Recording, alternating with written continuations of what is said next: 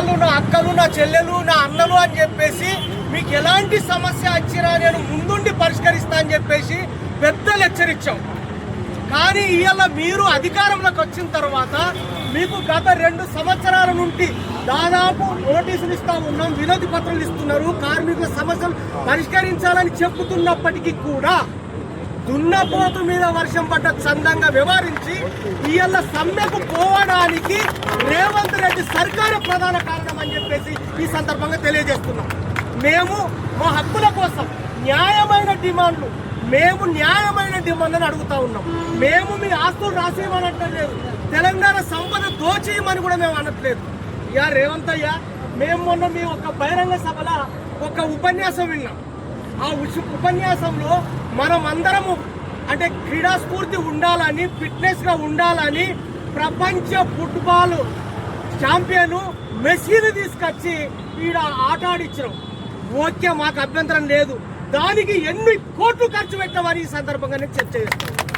అలాగే ప్రపంచంలో మహిళలందరినీ సుందరీకరణ పేరుతోటి, అందాల పోటీ పేరుతోటి నువ్వు ఇవాళ మన రాష్ట్రానికి తీసుకొచ్చి అందాల పోటీ పెట్టావు. ఆ అందాల పోటీకి నువ్వు ఎన్ని కోట్లు ఖర్చు పెట్టావు? మా ఆర్టీసీ కార్మికులకు ఎందుకు ఇవ్వాలని ఈ సందర్భంగా డిమాండ్ చేస్తాం. అలాగే రేవంత్ అయ్య, మొన్న మీరు వేములవాడ వచ్చారు. వేములవాడ వచ్చి 100 మందికి భోజనము తాజు బంజారా నుంచి 35,000 రూపాయల భోజనం ఒక్క మనిషికి. దానివల్ల 100 మంది అంటే 35 లక్షల రూపాయలు మీరు భోజనం ఖర్చు పెట్టాము. మేమేమడుగుతున్నాము? మీ సంపద రాసిమంటలే మా న్యాయమైన సమస్యలు. మేము తెలంగాణ రాష్ట్రంలో మీకు ఓట్లు వేసినాము, మా బిడ్డలు వేసారు, మా కొడుకులు వేసారు, నేను అధికారంలో తెచ్చినాం. అధికారంలో తెచ్చిన తర్వాత మా సమస్యలు ఎందుకు పరిష్కరించమని చెప్పేసి కూడా మేము ఈ సందర్భంగా డిమాండ్ చేస్తా ఉన్నాం. అందుకే అస్మత్ జాగ్రత్త. మా కార్మికులు కడుపు మండి ఇవాళ రోడ్డు మీదకి వచ్చిండ్రు. వాళ్ళు కావలసి మీకు ముందస్తు సమాచారం ఇచ్చిండ్రు. ఆ సమాచారాన్ని కూడా మీరు లెక్క వేయకుండా, పట్టించుకోకుండా ధిక్కరించి ఇవాళ మీరు సమ్మెకు తీసుకుపోవడానికి కారణమైనరు. నిన్న మీరు కేబినెట్ సమావేశంలో కార్మికులారా మీరు అగాత్యాలకు పాల్పడకండి అని చెప్తా ఉన్నారు.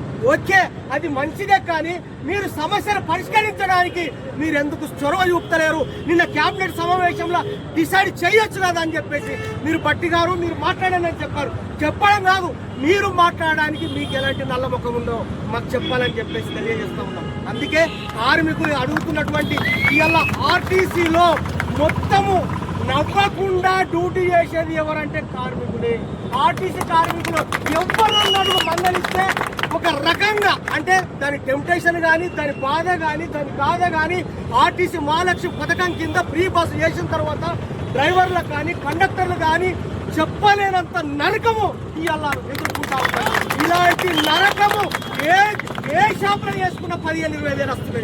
కానీ ఇలాంటి పని ఒత్తిడి, పని భారము, పని చాలా ఇబ్బందులకు గురి చేస్తూ ఉన్నారు. కాబట్టి ఇలాంటి వేధింపులు పోవాలా, బాసిజం పోవాలా, ఫిట్మెంట్ ఇవ్వాలని చెప్పేసి ఆర్టీసీ కార్మికుల న్యాయమైన డిమాండ్లు పరిష్కారం కోసం మా సంఘాలన్నీ మీకు సంపూర్ణంగా మద్దతు చేస్తూ మీ సమ్మె పరిష్కారంత వరకు కూడా జీవించే ఎమ్మడం ఉంటుందని చెప్పేసి, సపోర్ట్ ఉంటుందని చెప్పేసి మీ కార్మికులు వెంటనే పరిష్కారం కావాలని రేవంత్ రెడ్డి సర్కార్కు హెచ్చరిస్తూ మనం విజయవంతం కావాలని అవకాశం ఇచ్చిన మీ అందరికీ అభినందనలు తెలియజేస్తున్నాం.